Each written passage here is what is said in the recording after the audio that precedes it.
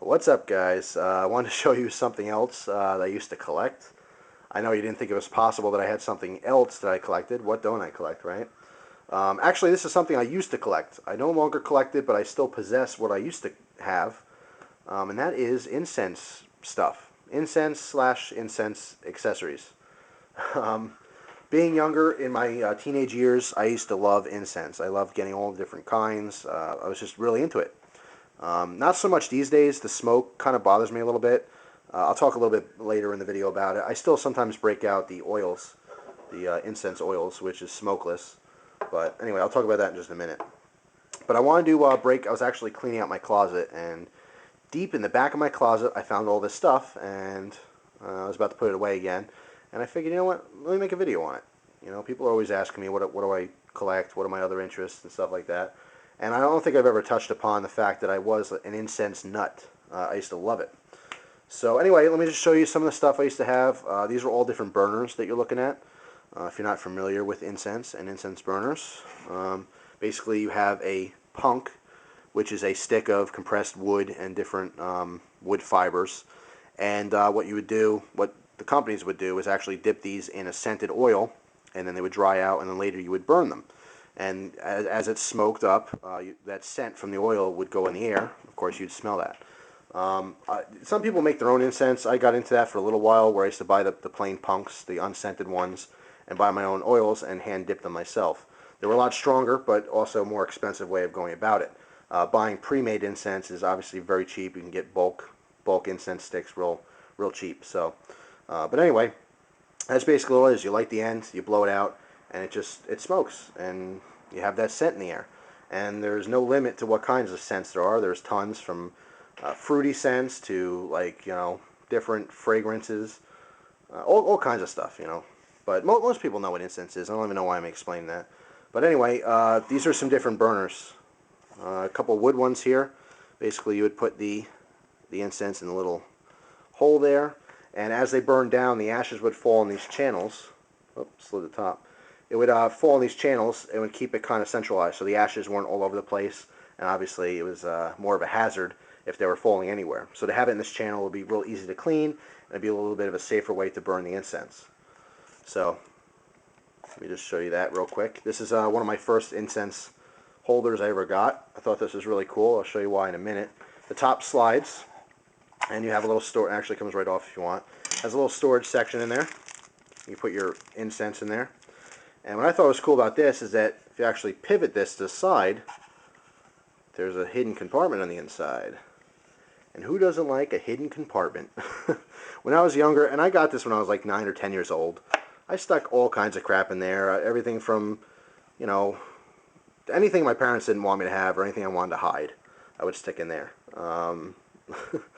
My first, not my first Zippo lighter, because my parents got it for me for Christmas, but my second Zippo lighter, which I actually fill with fluid, which my parents didn't know about. Shh, don't tell anyone. I hid that in there. But it was only maybe a week that went by when they actually started allowing me to have a full Zippo. Of course, they went over the whole fire safety issues and all that kind of stuff. But anyway, that was my fun little hidden compartment. And there it is. There was my first incense holder, or slash burner, whatever you want to call it. Here's another wood one. This one actually hinges up. It's got a compartment on the inside to store all your stuff. Pretty cool. It's got some brass inlays in there. You would think, this would be hard to make and expensive, but they're really cheap. I mean, none of these things you're about to see cost me more than $20 a piece. For the most part, they're like $5 to $15. Some cheap stuff. You can get it at flea markets. You can buy it online, all over the place. Here's another wood one. This one's actually pretty cool. I like this. This also pivots upwards. Oh, got it backwards. And of course, you'd put your incense stick in there, and then you would enclose it, and all your smoke would kind of rise through the cutouts in here. Pretty intricate work on that as well. And this one has a little hidden compartment on the front. Whoop, got it backwards. Thought that was cool. You can stash all your stuff in there. Like I said, who doesn't like a hidden compartment? That's awesome. So those are some different wood ones. Here's another wood one. Real cheapo. You can get these for like 99 cents. Here's some ceramic ones. Here's a hollow ceramic one with a little cork in the end. It's hollow. You can put all your incense sticks in there for storage. Here's a couple more ceramic ones. I got these from, I think, Spencer's Gifts. If you guys are familiar with that store, they got all kinds of goofy stuff and cool stuff, and they always have incense things. So you got some ceramic ones. Here's actually a resin based one, molded resin, and this one has a little cup in the end. You can use this almost like a mini ashtray when you're done. If you didn't burn the whole stick, the top's still lit. You can use this to smother that out, just like a little ashtray. You can burn your cone incense in there.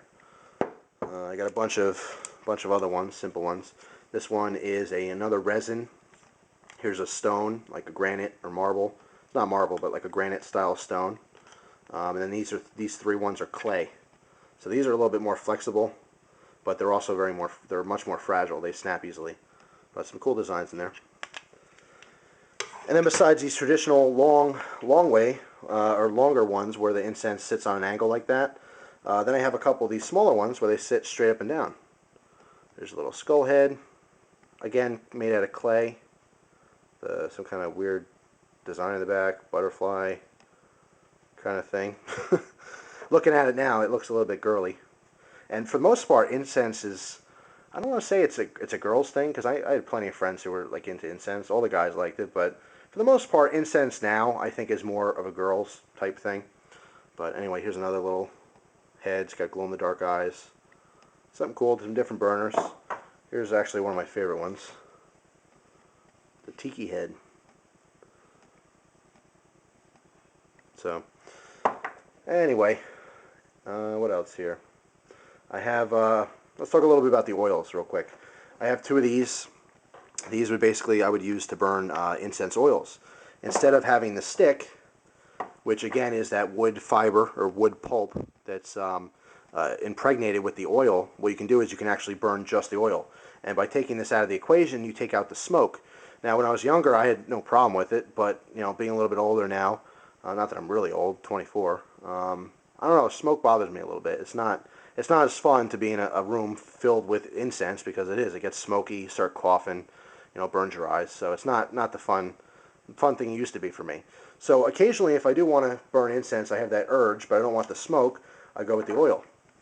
Now, the oil is basically the incense without the stick. It's the scented oil that you want to burn up into the air. By doing that, you have no smoke. You just have that scent.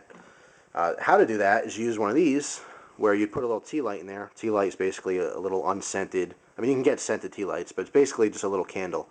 A lot of times you'll see tea lights in like survival type kits. They're just the small little, 1 inch high or ½ inch high by 1 inch wide wax candles.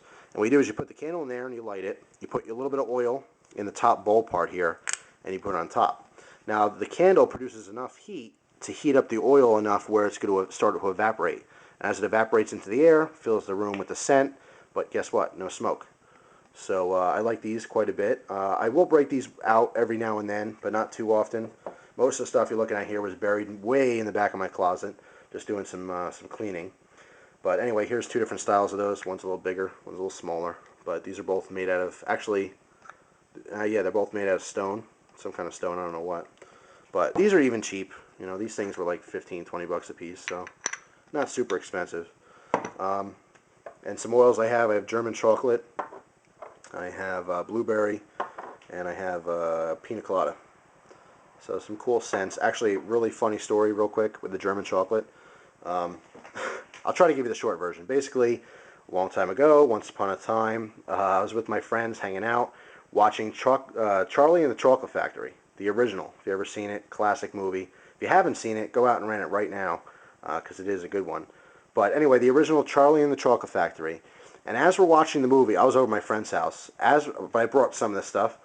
As we're watching the movie, I kind of snuck this into my little burner over there. And we're watching. All of a sudden, he looks at me. He's like, "Dude, you smell that?" And I was like messing with him. I'm like, "Nah, I don't know what you're talking about." And he's like, "I smell chocolate." "You smell that?" "I smell chocolate. It must be coming out of the TV." And I'm like, "I have no idea what you're talking about. You're freaking out. I don't smell anything at all." And eventually I told him, and he got kind of mad at me. But I thought that was the funniest thing ever because we're watching it, and you see the melted chocolate being poured in the different scenes. And actually, I think I started doing this it was towards the beginning when, what's his name? Trying to think. It's when the fat German kid falls into the melted chocolate river. And I love this movie, and I can't believe I can't think of the guy's name. I know you're going to put it in the comments, but, the German kid. He falls into the river, and he gets sucked up in the tube, and he gets stuck, and all of a sudden he shoots through. Um, like I said, I know in the comments you're going to put the name, but anyway, moving on. It's irrelevant. But I had a little fun with that, and he started smelling the chocolate while watching the movie, so I thought that was pretty funny. But anyway, what else do I have here? I have my little stash jar. I had this custom made. It seems kind of funny now that I went to the trouble of this. This is actually only $20, and they were custom hand blown. I actually ordered this online on the internet. I got this on eBay originally when eBay was like kind of new, not like it is today. Everyone knows what eBay is now. But I got this when it was still very new, and $20 plus I think it was $5 shipping. And the guy hand blew all this different glass, and you can get whatever you want on top. So I had them put on Smith Stash, because my last name's Smith, and this was my little stash jar. So thought that was pretty wicked at the time. Looking back, kind of a waste of money, but still a cool little item. I'm surprised it's not broken.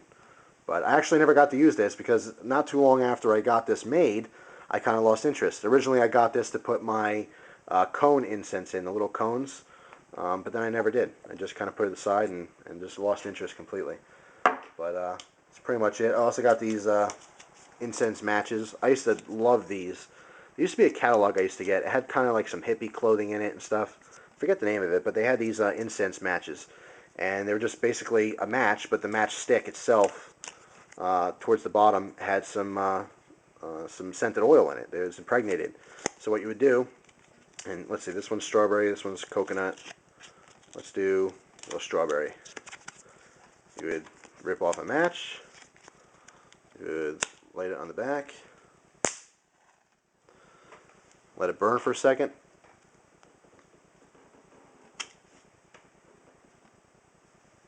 So it gets right to that point. You see it's a little lighter. Kind of blow it out. And you see it kind of sparking up a little bit. Right now, it's just incense. It's going to continue to smoke all the way down. If I blow on it, you can see every now and then you'll see a little bit of a spark because I guess it has a little bit of a some kind of burner built into the cardboard matchstick, so it doesn't just go out automatically. It would continue to smolder and smell. And right now, if I sniff the air a little bit, I can't smell that. It's just like regular incense. It's just a smoky kind of strawberry scent. So interesting. Let me put that out here. Alright, and I think that's it. Showed you pretty much everything I wanted to talk about a little bit. Just again, different kinds of incense burners. Talked a little bit about the oils. Yeah, I used to be totally into this stuff, but not so much anymore. Just kind of lost interest over the years. So, but anyway, I'm still keeping it because it's just cool to have. It is a memory for me. And who knows, maybe one day I'll get back into it and I have a nice collection of stuff to use. So, that's it. Just wanted to share yet another collection of mine. I know, it's surprising. What else do I have in store for you? I don't know. I collect everything. But anyway, thanks for watching. Take care.